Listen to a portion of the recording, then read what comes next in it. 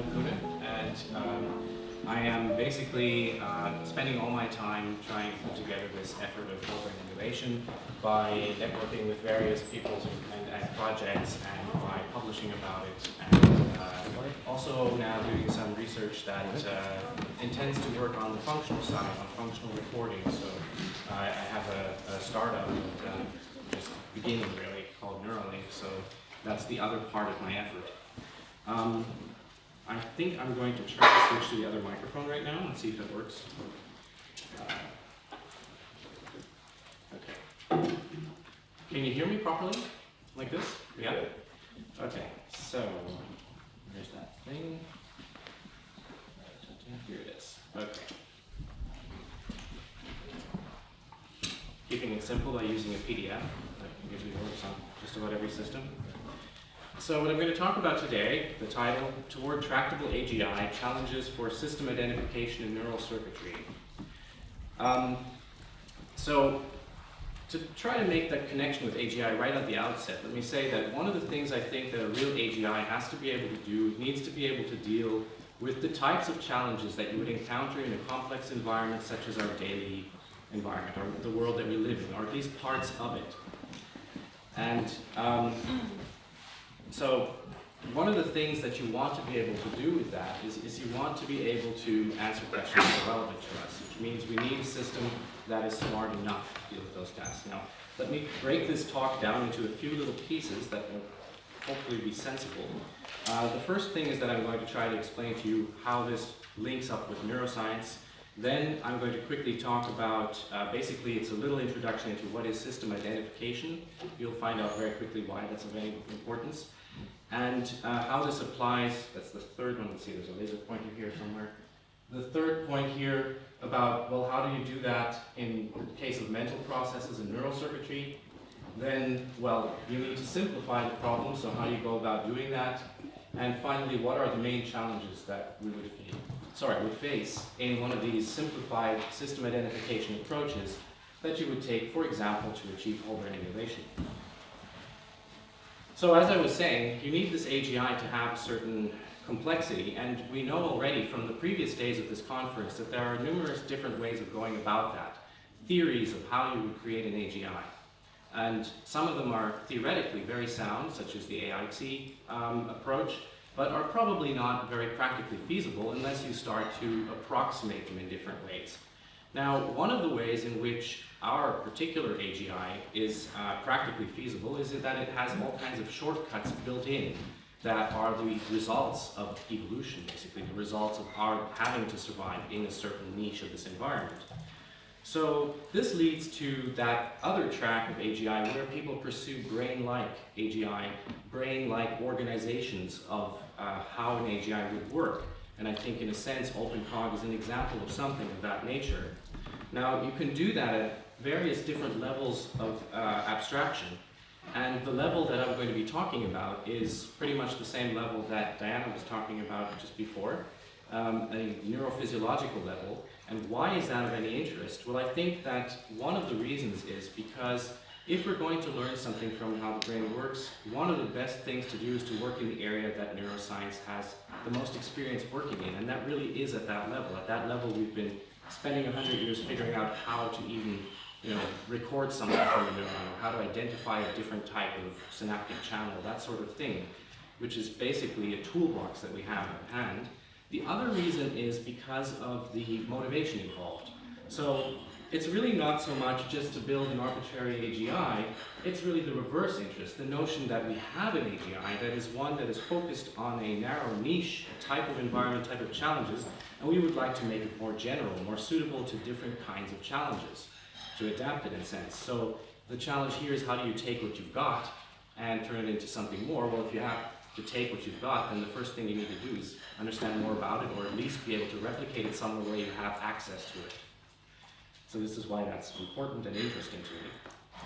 Now we're getting into the representations and models aspect. It's not that whole brain emulation or any part of this neuroscientific effort has to deal with anything that is new or hasn't been dealt with in science in general. All of modern science really deals with this issue that we have certain effects, certain things we see happening around us, we try to understand them. And to understand them, we want to represent them in some way. We want to be able to describe them in a way that is a little bit less messy and complex than the real world. So we try to put them into models. This is another way of saying representation, and that helps us improve our understanding. Now, nature comes in a lot of different pieces, or at least you can break it down into lots of different types of pieces according to categories that you choose or that you find in some way.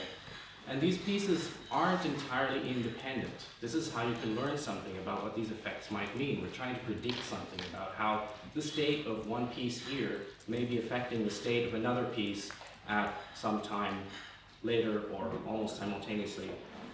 And so what you're trying to learn is how are these things communicating? What sort of information are they passing to each other? What are the signals that are important for this effect or relationship that we're trying to understand?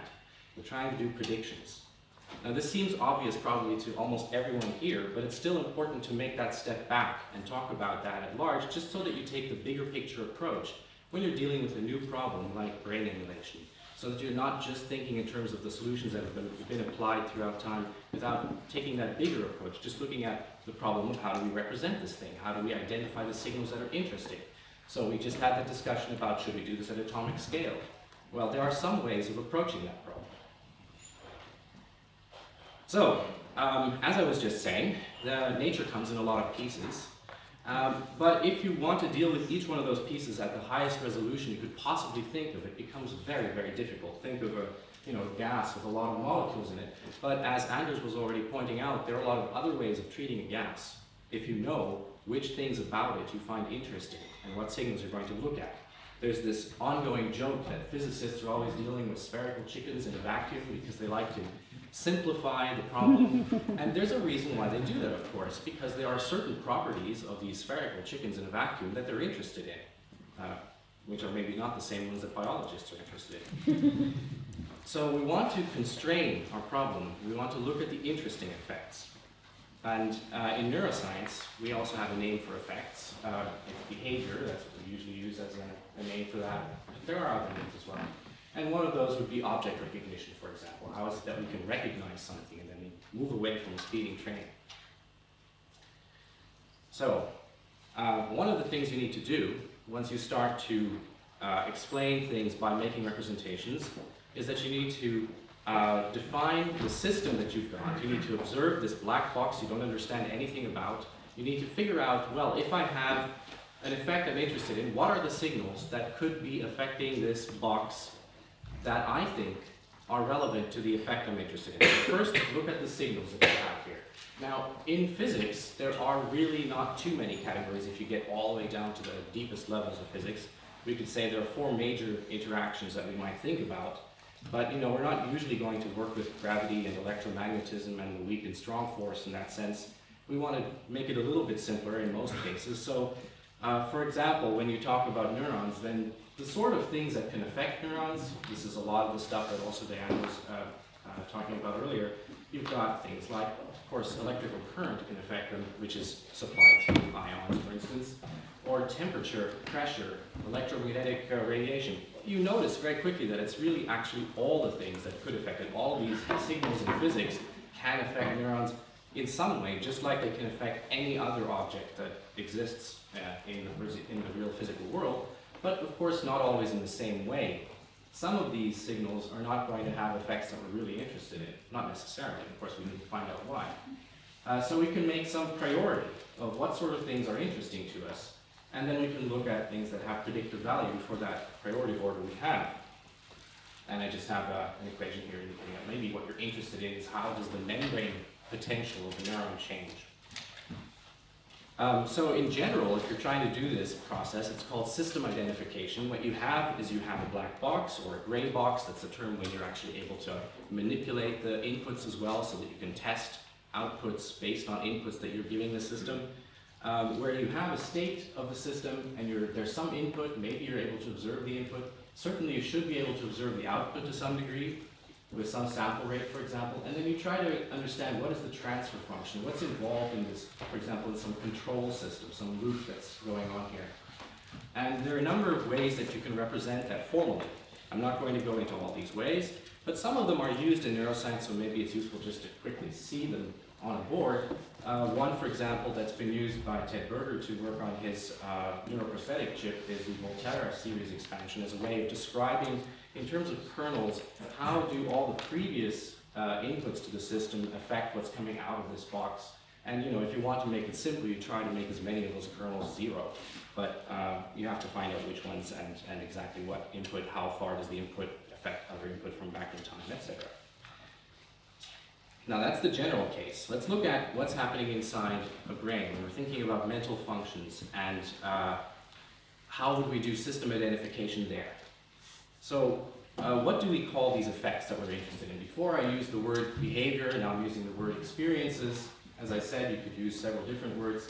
For example, perception, learning, memory, goal-directed decision-making, emotional responses, consciousness, language, motor activity, all of these things are interesting. And some of those will be observable effects, and some of them will be internal. So there's a lot of internal activity going on that doesn't immediately involve something new happening on the outside. Perhaps you're thinking about something, you might be dreaming about something. And we know from experimentation that this involves ensembles of neurons within some kind of architectural layout. So it's not entirely random, it's not like just any part lights up, but there's definitely a lot of variation. And ensembles of neurons are involved in some way. I already went over this, so I'm not going to get back into that again. But the question remains, what are the signals that you're really interested in this case? If we were working with a circuit board, let's say an unknown chip, and we wanted to know what is this thing doing, then it would be pretty obvious to us, because we know that we're not interested in is, for example, how this chip is heating up its environment, or what sort of effects cosmic radiation has on that chip. We're more interested in what happens when you put specific voltages on those on the input side of that chip, and what kind of voltages come out on the other side, and we've even simplified those into representations of 1s and 0s. So there we know, if we try out all those inputs, maybe we can learn something about what it does on the output. Of course, we've already figured out that sometimes when these systems are quite complex, it helps if you can look inside, if you can open them up and you can look at the layout and figure out what's connected with what, and people do that when they reverse engineer chips. So you have some initial assumptions about your signals, and then you try to make the problem a little bit easier. In the case of the brain, well, what sort of things might we want to look at first in terms of signals? There is an obvious candidate, and it's the one that's very popular in science, in neuroscience right now, and that's looking at spikes. The reason being, well, it seems that our sensory system is turning basically everything that comes at us into trains of spikes in some fashion. It seems that spike trains are being used to drive our muscles, including my vocal cords, as I'm speaking to you right now, so even for my communication this is important, spike trains.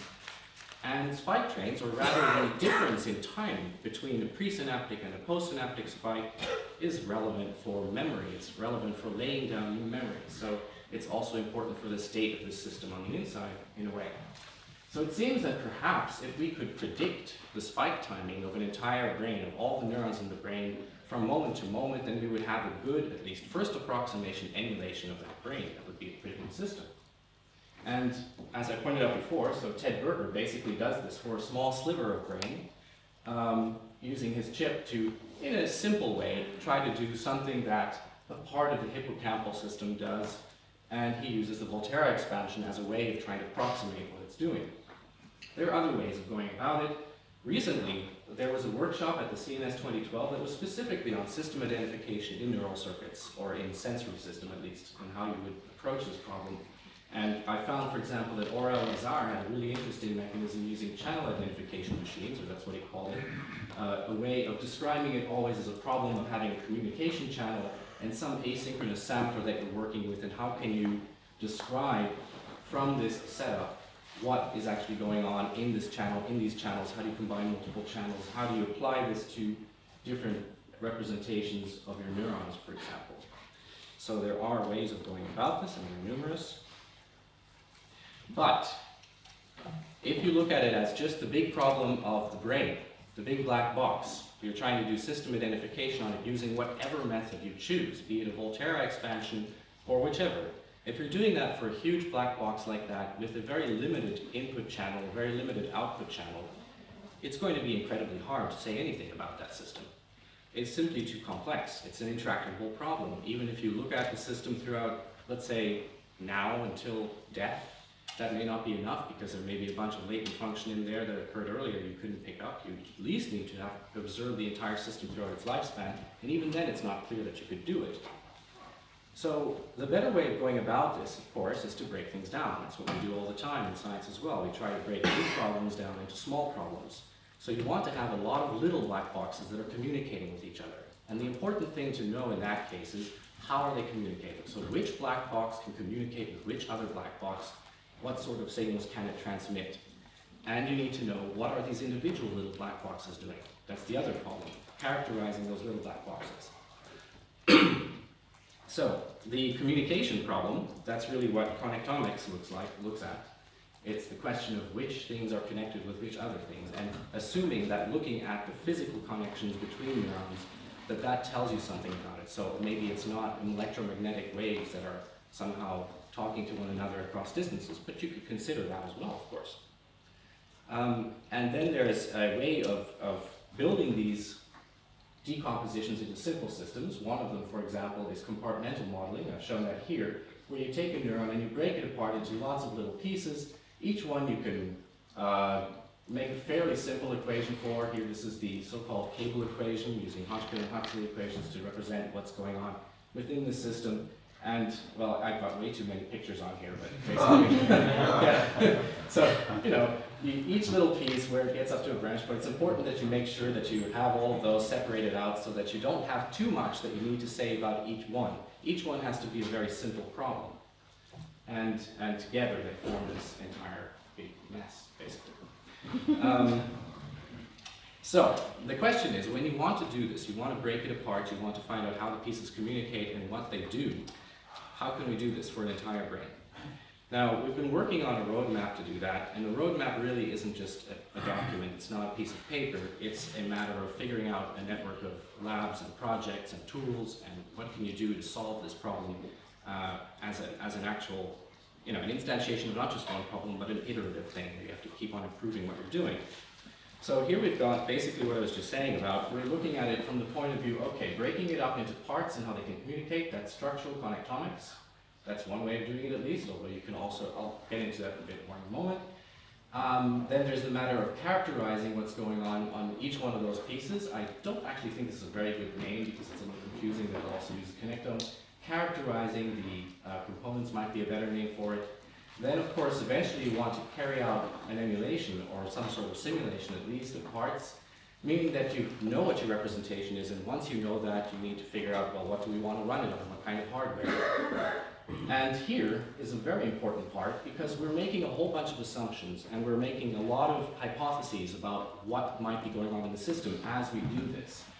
But we have to improve those over time. So this means that we need to be testing those hypotheses. There need to be projects that test each one of the hypotheses iteratively, and as we do so, we can improve what we're doing in these other pillars of the roadmap. I'm not going to explain everything that's going on there or what these projects are, because that's not what this talk is about. You can go to any of my previous presentations this year, go to carboncopies.org, and you're going to find out more about this as well, as we're going to be releasing more literature about the roadmap and projects leading up to the so-called Global Future 2045 Congress that's going to happen in New York City, June 15th to June 16th. So I think we'll get inundated with this material. I'm sorry, I'm going to have to grab some water there.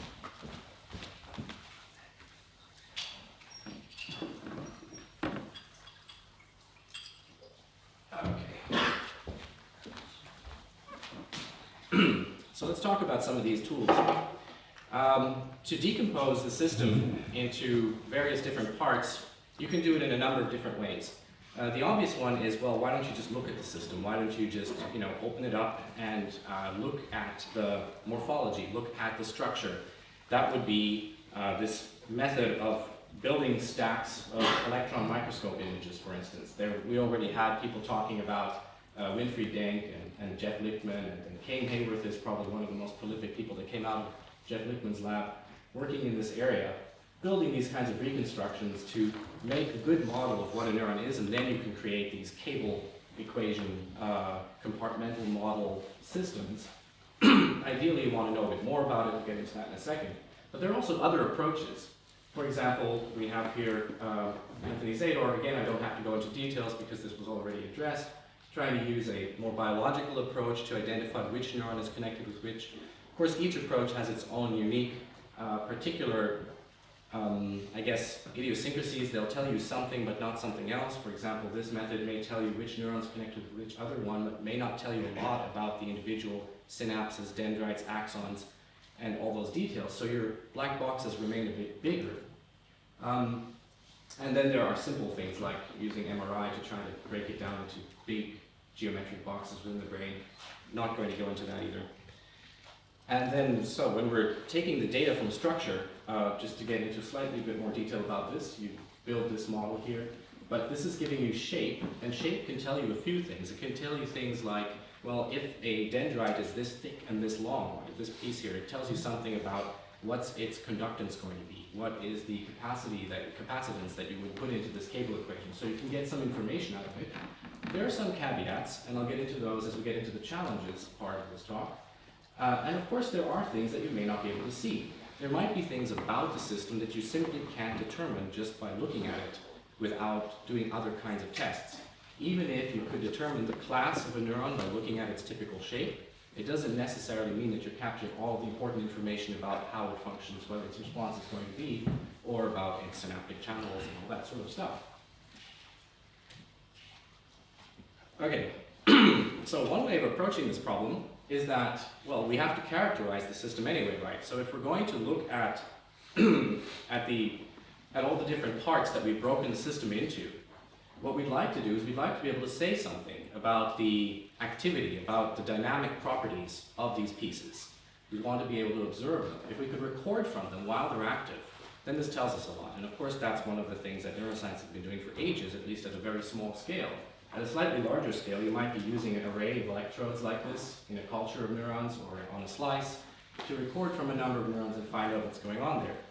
But of course, this is a matter of having reference points. You're basically picking reference points within the system where you're picking up some activity, and you could use that to validate your model, or you could use that to try to even deduce the parameters in the first place. But there's a bit of a problem if the resolution of these reference points doesn't equate directly to the resolution at which you've decomposed your system into parts. Because again, it means that you've got one bit of information telling you about activity, and it involves a whole bunch of components doing something. So really, it's still a bit of a combinatorial problem of determining what kinds of interactions between these hypothetical model pieces you've built here could reproduce this activity that you're seeing. Ideally, you'd like those resolutions to be the same, or even the reference resolution to be higher than your decomposition. Often that's very difficult, so that's usually not what you end up doing. And I want to make it clear that I'm being pretty abstract here about what's going on. I'm not just running you through an example of what Brinkman et al. Did, for example, in their seminal paper in Nature for the work on the retina. The reason I'm not doing that is because these are all general issues that you have to deal with when you're dealing with this type of problem. And I would like everyone to be able to think about it in a big picture way, not be constrained to the specific method, the specific approach that was chosen in one project. I think this also helps different projects collaborate with one another.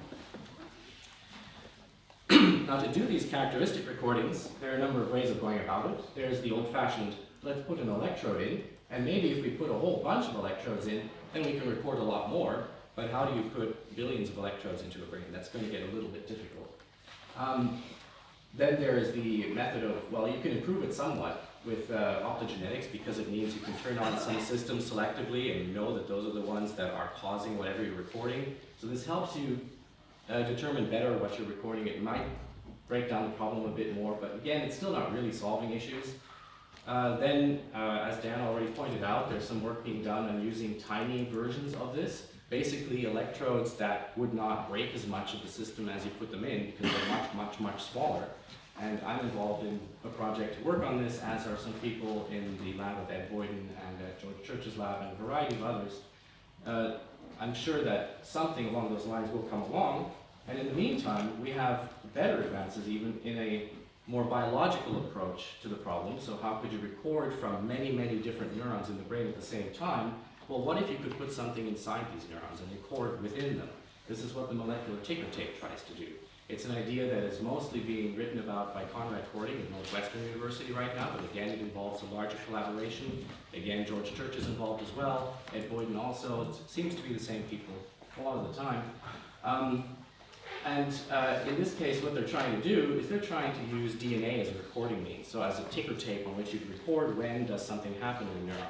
And one way of doing that is if you have DNA being amplified inside a neuron, this would be a DNA that you know exactly what it is. It's synthetic DNA, it's artificial DNA, and every time when the voltage changes to some degree, then it causes more or less errors in your amplification. So as you have more errors on the tape, you can see that this is what was happening on the neuron. So you've got a recording over time of what's been going on in that neuron. You could do that for many neurons at the same time. To get at this, you have to pluck the neurons out, basically, get at the DNA and sequence it.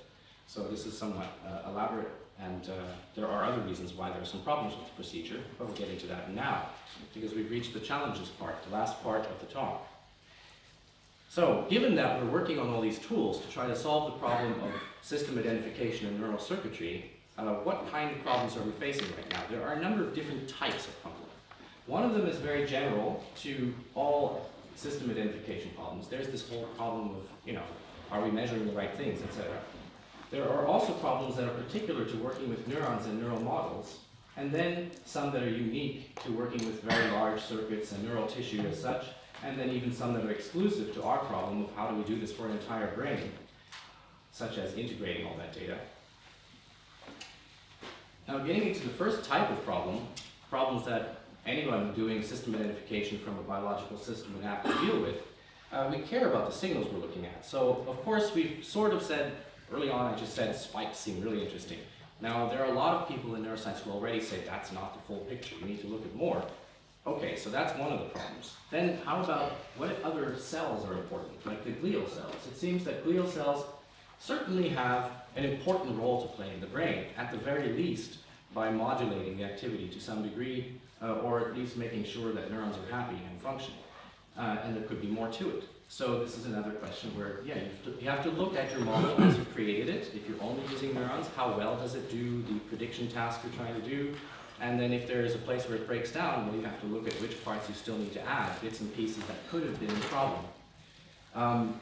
So there are also, for instance, neuron-to-neuron effects that don't seem to involve spiking. This is some recent work that was done by Anastasiou, I never get that name pronounced right, I think it's something like that, et al., basically showing that neurons that are close to one another can influence each other's activity even if they're not actually connected.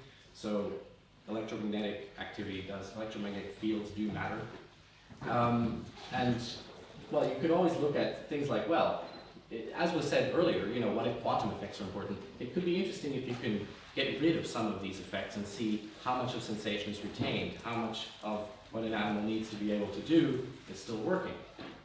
But yes, so we start with this assumption that spikes are a currency of sensation, and we want to show that this is, you know, spikes are not just epiphenomenal, they're kind of something that seems to drive what's going on, and maybe things like the effect of electromagnetic fields is epiphenomenal. They are being caused by the spikes, and maybe just by looking at the spiking, you can make predictions that are just as good as if you had the spikes and the electromagnetic fields. Maybe. So these are the sort of things you have to look at in terms of the bigger SI problem. Then, okay, so in terms of predicting spikes, you really want to be able to get that spike timing right within some acceptable error rate. What is an acceptable error? That's another matter to be to figure it out. And how could you do that? Well, often you can say more about your prediction. Maybe you can make a better model if you have more information. So even if spikes are the signals that you're ultimately interested in, it could be that membrane potentials or postsynaptic potentials can tell you a lot more if you get a better reading of them so that you can predict spikes better. And I think most spike prediction models actually do use those signals. So what does this, and what kind of information can we actually get from the tools that we're using that would help us solve this problem? So we have to map the tools that we actually can build to the method that we're trying to use in the system identification. Okay, this is a very brief little look at MRI. Obviously, it's not perfect for tuning parameters in a detailed model of the brain, but you could consider that you might be able to use MRI data as one thing that you might validate models with. So you would like to see the same kind of distribution of activity and propagation, or in general terms at least. But if you're going to do that, then whatever model you're building needs to be able to map to this spatial map that you're getting with an MRI. You need to be able to register that in some way. Now, if you're doing these 3D reconstructions using electron microscopy, it seems like they're very powerful, and I already pointed out that perhaps they don't give you all the information you need about what you're looking at. So you need more to determine which class of neuron, which type of channel, etc. There's that issue, but there are more problems. So you're trying to do very exact measurements and do things like derive the strength of an axon from what you're seeing in that picture. But what if you're not measuring the thicknesses exactly right? What if there's something a little bit off with I don't know, with the focus in some area of your image? Or what if you're using, I don't know, some interpretation of the data that's there that isn't entirely correct? Because of course we're always interpreting what we're seeing. It's not like we really see what's actually there. So there are many ways you can make mistakes, and mistakes can add up. Random mistakes may not matter as much for a neural network. That's what networks are pretty good at. But cumulative mistakes that all go in the same direction, that could be a big problem. So what do you do about that? Well, it'd be nice if you had validation through these kinds of verification recordings at reference points, and you could check it at a very high resolution. That sort of thing can help. Then there's the problem of plasticity and morphology. So we know that there are a number of different types of plasticity in the brain. This is just a really quick graph taken out of my dissertation. It just points out that there are lots of different kinds of LTP, and then there's long-term memory that also seems to change in various ways, and there's a short-term memory, of course. They operate in different ways. Some of them rely just on electrical activity, some of them rely on chemistry, on LTP, for example, that relies on changes also in the synapses, and for instance, their size, how they're oriented to one another, how many channels are near the surface, how many vesicles are near the surface that contain neurotransmitters, all sorts of information in there. And, well, you don't necessarily need to look at all of them, because maybe all you care about is that long-term memory. You just want to grab that snapshot if you're doing a reconstruction. But ultimately, when you want a functioning system, you need to be able to represent all of these types of activity going on, and you'd like to know, well, in this particular brain, how did short-term memory work? How was, what was its length of working memory, or something like that? And these are all relating to neurophysiological parameters. Then there's the problem that there are some things about morphology that seem to matter. So you could say the way that the morphology in the brain changes, say there are more synapses, there are more spines, something like that, these seem to affect what's going on.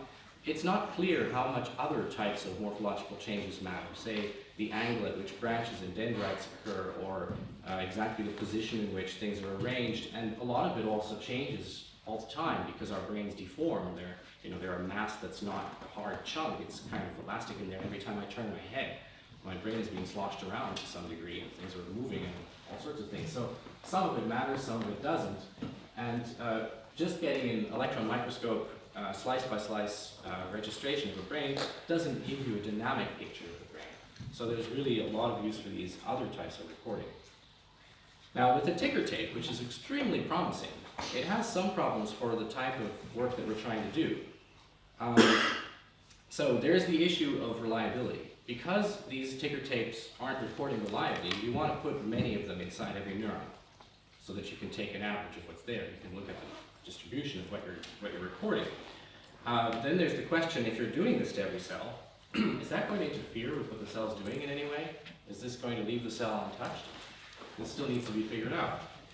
Then there's the matter of trying to record from many different things and see what happened when. So you need timestamps. So you're trying to, for example, give a large signal in an area so that all of the tapes are recording that signal, and you can align them all because of it. But if you're giving a strong signal in the brain, one thing that happens is, well, the brain responds to signals.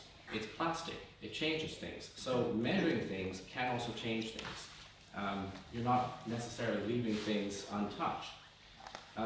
Then there's the problem that this particular procedure, having to recover the neurons and grab the DNA out of it, is not combinable with the approach of slicing through that same slice of neural tissue and getting all of that data out of it. you can only do one of the two procedures. So how do you combine recording all this functional activity that is so specific to these neurons and getting the structural data about that same slice? How are you going to do that?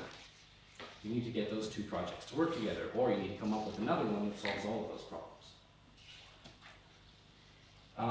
Let's see, calcium, well, I'm not going to get into this in detail. It's just that if you're using other methods of recording, so optical methods, for example, it's also not clear that they would leave what you're recording undisturbed. It's clear that you could cause changes while you're measuring, and if you're measuring throughout the entire brain, you're messing with every single system you've got, so it matters. This one, well, I'm not going to get into that too much detail either, but there are obviously a lot of practical problems, such as, well, if you can't deliver enough power to every tiny recording electrode that you've got, and how many samples can you take, and how often, and is that enough to get a full picture of what's going on there? Do you need to take samples throughout the entire brain at the same time to get a good picture? Can you just break it up into various systems and learn about the typical responses of one neuron at a time? Can you run it through spaces somehow, so is stimulation going to work well? What is enough data, really? When do you know that you've got enough? You need to make that much more clear. This is something that we're still trying to work on, is figuring out what we need. And then, again, there's the long-term dynamics that you'd like to record as well. Of course, one nice thing about having tiny little electrodes like this is, in theory, you can just leave them in the brain, so then when you do a slicing, scanning approach, you could just find where they were, so you'd have a spatial registration of where you took your measurements. That's something that's a little harder to do in combination with the molecular ticker tape.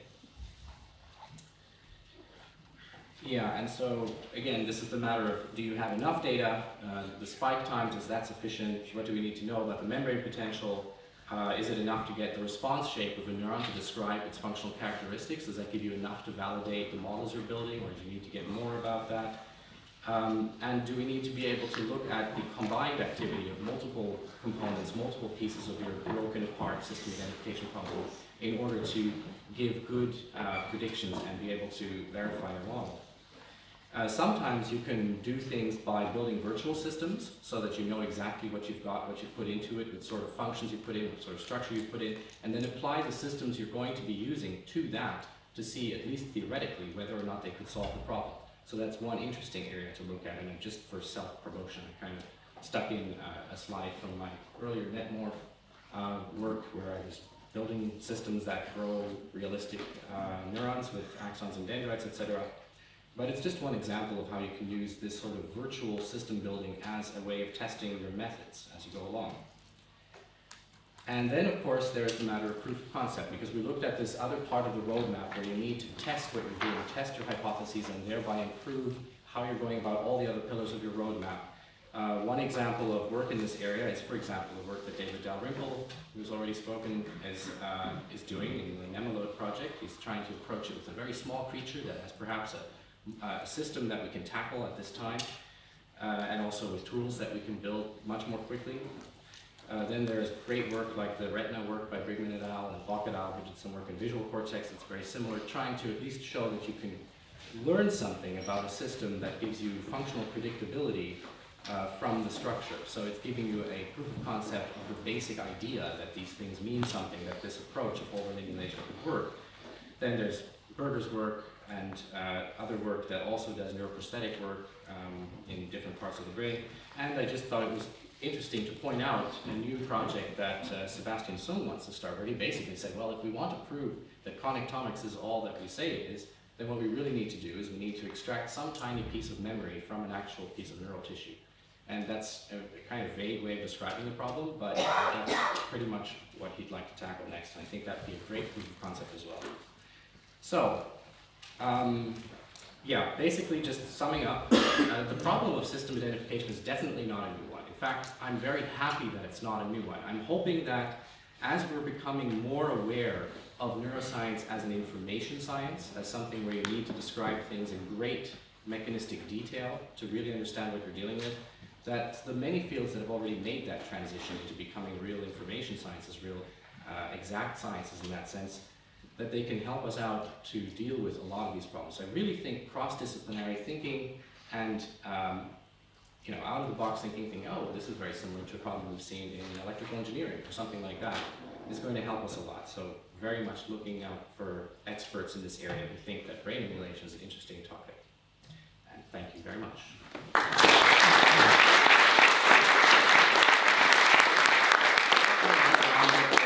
And try to answer at the same time. So if somebody could do this for me, say, okay. Oh, so let's see. There we go.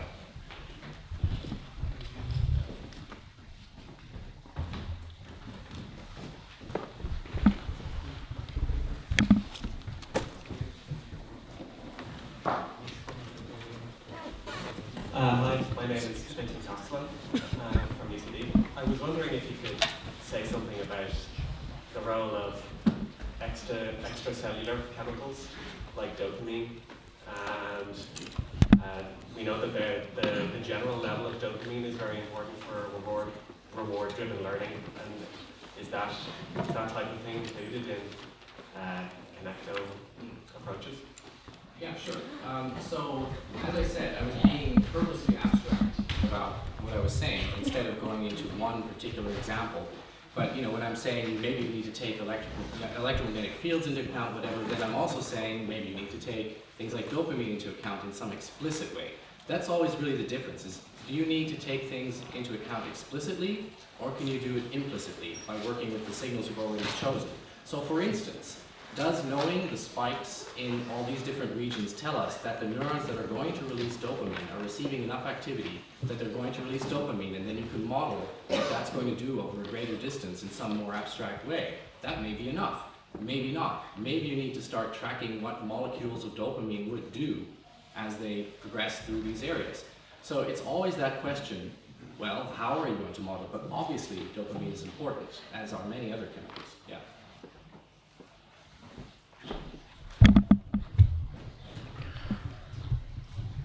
In a couple of your slides, above your WBE box, you had an SIM box, which is for substrate independent minds, right? So maybe you could say a couple of words about how you might go from the whole brain emulation you're envisaging to what is presumably a further level of abstraction upwards. I take it that's what the substrate independent minds are. Sure. I guess I don't always explain it, and probably should always explain it. We use a number of different terms to try to be clear about different aspects of our objectives. SIM, or substrate independent minds, is merely the notion that we consider the brain to be a machine, something that is mechanistic, that we can explain, so that you could instantiate the same types of functions that create what we consider the mind and experience in some other form. And it's not saying anything about what type of platform that ends up on. It doesn't say anything about the method of getting there, how you would get the data from the brain to make that platform. Whereas whole brain emulation isn't talking just about that objective, it's a specific approach to it, something that I call the most conservative approach to it. So instead of making assumptions that we can somehow maybe just observe the general behavior of the system and then build some AI that will then model ours perfectly and then we'll feel like ourselves, or some other approach, this is an approach that is based very much on the neuroscience that we currently do and the approaches that we have at hand, the sort of tools we can build. So whole brain emulation is a practical approach to achieving a substrate independent mind. Once you have something that is running on other hardware, it's substrate independent because it means you could move it to whichever hardware can carry out those functions. It doesn't mean no platform, it just means platform independent. Can I have a very short follow-up? Does that mean that in the substrate independent mind you might imagine realizing it without neurons but with some kind of different sort of abstraction, mathematical abstraction? Absolutely. Even when doing whole brain emulation, you're thinking about the ultimate platform you're going to put it on. That's one of those main considerations, is what do you want to run this on? Are you going to run this on a general purpose computer carrying out software? Are you going to run it on some neuromorphic simulation, whatever that means? Or are you going to look at the representation that you chose because you decided from your system identification problem that was the best way to describe the system? What are the typical kind of functions there, and is there some way that perhaps we can embed those in a smart kind of hardware that makes everything, more efficient, less power consumptive, whatever? So really, you do want to look at your hardware platform, your target, once you know what you're trying to do or how you're representing your resulting data, how you're representing the resulting functions. I have a question. Sure. One of the applications of universal induction is was supposed to be system identification. Perhaps AGI research can help in that respect, but it's hard to gauge when we'll be able to do that. And second, what do you think about the recent work that showed dendritic trees might have arithmetic function? How do you relate it to whole brain emulation research? Yeah, so okay, let me go to the first one first. So I think obviously if you had an AGI, this could be useful, because even if you just think about an AGI as an artificial human, yes, they could work on that problem just like a human could, or maybe they'd be better if they were super intelligent AGI. But of course, that's not the only place where we can look for some help from the AI community, because a lot of the work that happens not just in whole brain emulation, but in all modern science, take for example, genomics, exploring that field and what you might learn about genes and how they're being turned on and off and what's actually causing something, is a huge field to explore, and you can use artificial intelligence to help you with that by doing things like a smart search of a parameter space, by doing optimization really well. So a lot of these partial problems are ideal fields to apply artificial intelligence. Now that's not saying that you would need general artificial intelligence for it, though perhaps it could help. My issue with this is always that I don't know how to build an AGI, so putting that question mark underneath the problem of working on whole brain emulation seems not very useful, although there's so many great AI techniques out there that obviously are going to be used in any kind of project along these lines. Now the other point about dendritic calculations is, yes, it's quite, it's one of these things that most everyone in neuroscience talks about is, yes, dendrites do various kinds of interesting arithmetic, including multiplication. And would you have to represent this explicitly in a model? Perhaps you would.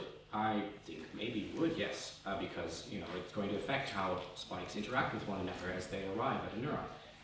Of course, that doesn't mean that we literally need to measure and build them that way, because we need to see first if you can perhaps predict the arithmetic outcome just by looking at what is one neuron doing, what is another neuron doing, if you just know about those as a collection. This is again that question, where are you drawing your black box? At which level do you draw it? Where can you make enough measurements so that you can define the system well enough and not run into too many problems with errors, but then still have something that we put all the different pieces together, it makes sense, it's producing something rational, something useful. So the answer is just, yes, it's important, and maybe it'll be implemented explicitly. It seems to make sense. Yeah. Thank you. Just a sort of general thing. So if you look at the observation and the more detailed resolution of observation and measurement that this whole sort of focus on neuroscience is, it kind of made me think that the newer developments of, oh my gosh, look at this, there's mirror neurons. Oh my gosh, there's the default network. Oh my gosh, there's the glial network does something.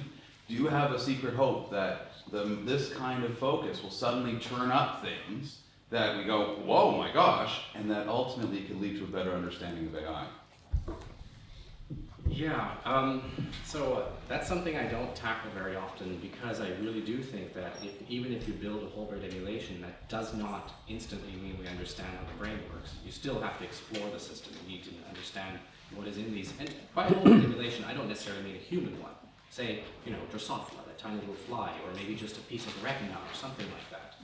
Clearly, you can learn from this, and in the process, as you're trying to build a system that works, obviously you're also going to learn things. I find your comment about mirror neurons interesting, because this is one of those constructs.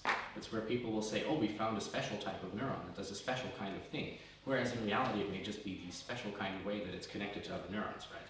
So if you're scanning the entire system and you're getting the entire connectome, then all of that's included. This is one of the nice things that I like about this project. Even though it's really hard, at least we have a fairly constrained box we're looking at. We know what we're trying to scan. And that's different, for instance, say, in biology, where people are trying to deal with all the different diseases that end up killing us or maiming us or causing us to feel really bad. There are so many different things going on there, and it seems like when you've got an old car and you're trying to maintain it by constantly rushing to the next problem and fixing them in all different kinds of ways. Here, it's not really that you have so many different ways or different areas you need to look. It's just that, okay, if we can do this for a Drosophila, then probably we can do the same thing for a mouse, probably for a human, because it's really a matter of scale. It doesn't matter so much if you're dealing with 1 million neurons or 1 billion neurons. Sure, your tools will have to be adapted to deal with that bigger scale, but it's still basically the same problem, and that's a nice thing about this field. Any more questions? Oh, there are some back there.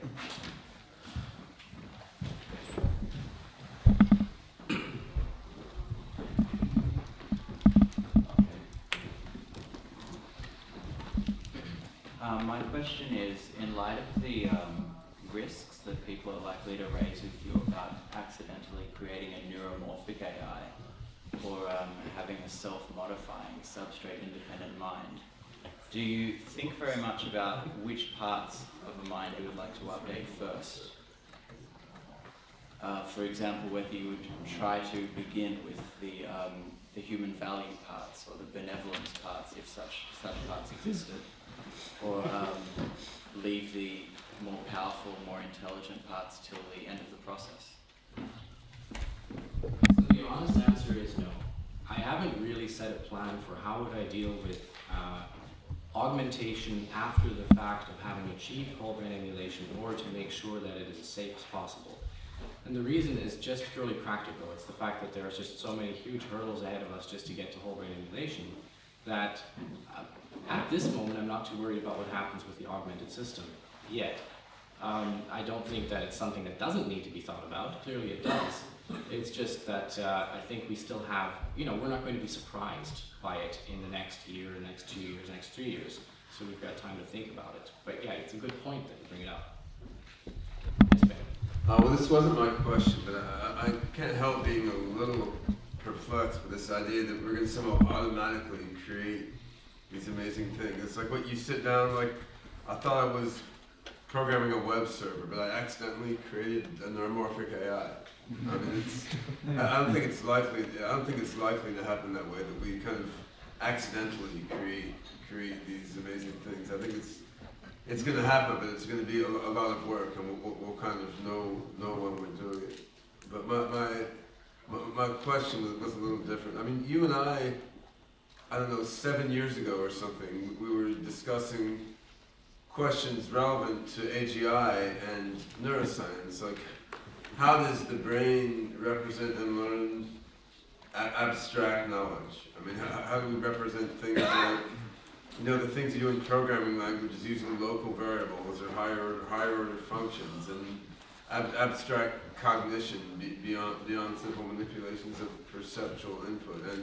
And we talked about interesting dynamics and the interaction between the cortex and hippocampus and so forth, and throw around some fun speculations about this. And now 7 years later, I've actually done a little more with computational neuroscience, and I don't feel like neuroscience is that much closer to having a solid answer to how the brain does these things, that are more at what I see the core of general intelligence, although there's more progress in understanding vision and audition. And you look at a book like Kurzweil's recent book, and in my view, he's sort of taken a partial model of visual and auditory cortex and taken it as a model of how all of thought works, without really getting at the core aspect of generalization and abstraction. So my question is, do you see there as being some advances in brain imaging and brain measurement that would lead to an understanding of how the brain implements the core of abstract cognition? Like,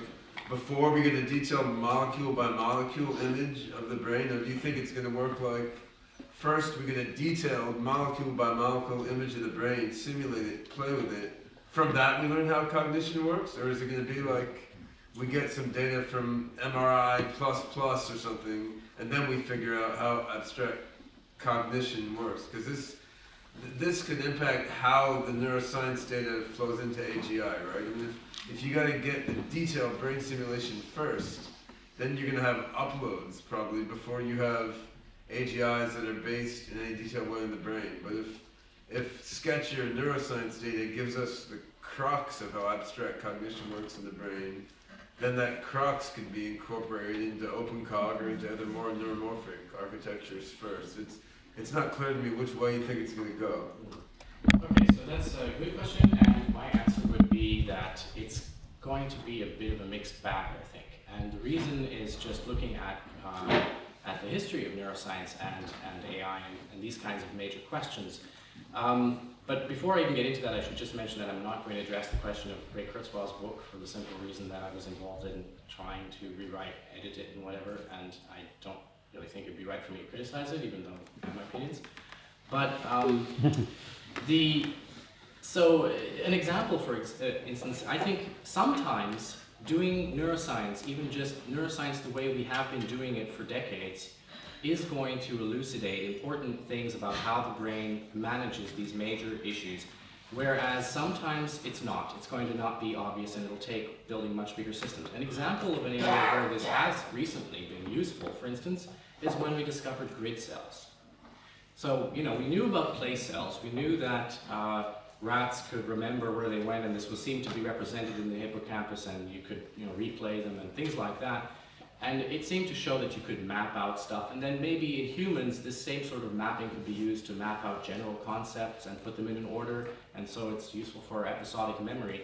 But then it turned out that there were cells that activate not for a specific place, but along a predefined grid, and that they seem to do so at different resolutions. You've got some that have bigger fields and smaller fields, and it seems to map out the entire space. And then when you get conceptual ideas about this type of mechanism that's in there, that is carrying out these processes, you get the notion that, oh, look, you could have an entirely new place that you end up in you've never seen before, and you can instantly map the whole thing with a grid at various resolutions. Or, let's say it's not a place, let's say that this is a new, you're taking different dimensions, you map out other kinds of concepts like time, temperature, whatever, along some axes, and you instantly generate a map that you could use to pinpoint where you are and think about things. So something like grid cells suddenly gives you an insight into how the brain may be carrying out these kinds of really relevant processes that you would use to do complicated things, or that would be complicated to do in a biological system. So I think sometimes you hit upon something like that that gives you a pretty cool idea of what the brain may be doing. And other times, it's just much more complicated because many more systems are involved, or it's just harder to find. So a mixed bag would be my answer. Sometimes yes, sometimes no. And are these going to be the things that make AGI happen? I don't know, because I don't think that mapping out, for instance, a new space would be a very difficult thing to do in an AI, nor would it be very difficult to do episodic memory, for example. So a lot of these things, while they help you understand how the brain does something, don't directly help you make an AGI. Well, this raises another question. This is what I found with the bit of computational neuroscience I was doing for the last couple of years on a US government-funded project. I mean, my team built a detailed, like, spiking neural net model of how parts of the brain do accumulation of evidence and making decisions based on accumulated evidence. And this was sort of interesting. On the other hand, we spent a long time building a circuit involving a couple 100,000 spiking neurons, doing something that you could do in like a few dozen lines of Python code with more accuracy in an AI program. Now, I mean, I see why the brain does it in such a complicated way because of the raw materials it's working with. But in that particular case, we learned nothing useful for doing evidence accumulation and decision making for AI. Although we did learn something about why the brain makes the mistakes it makes and the various biases it has when doing this decision making. So now in computer vision, it would seem it's been a somewhat different case. I mean, by looking at the hierarchical nature of processing in the visual cortex, it seems that computer scientists did learn something that helped inspire vision processing algorithms, whereas accumulation of evidence, at least we didn't learn anything useful for AI. Maybe someone else will. Now, for the kind of crux of abstract generalization, it's not clear to me which of those cases it will be like. Will there be something in the brain that helps you do it better in AGI, or will it just be like, wow, you mean the brain does that simple math in that insanely convoluted way? Too bad I can't go in my head and fix that. I mean, do you have a feeling of which way it's going to be for the more abstract, interesting parts of thought? I think my personal feeling is that the more abstract matters of thought, like reasoning, stuff like that, is going to turn out to be much more inanely, weirdly constructed in the brain and hard to figure out, then you would do it in a computer. In fact, that's one of the motivations behind saying, okay, we've been evolved for a specific niche, it would be nice to be able to add to that and make us more generally applicable to various other kinds of challenges, because wow, would I like to have a memory that's as good as a database? Or would I like to be able to, do basic reasoning as easily as, a reasoning engine could, or some kind of computer rational logic system? I would just love to have those capabilities. I don't think we're naturally evolved to be efficient and optimized towards all these abstract thinking. So your intuition would be neuroscientists more to teach AGI about, say, perception and action. Oh, yes, absolutely. Things that we've evolved more dealing with the directly sensory for. information from our world around us and stuff like that. Yeah, because that's what we do naturally. Yeah.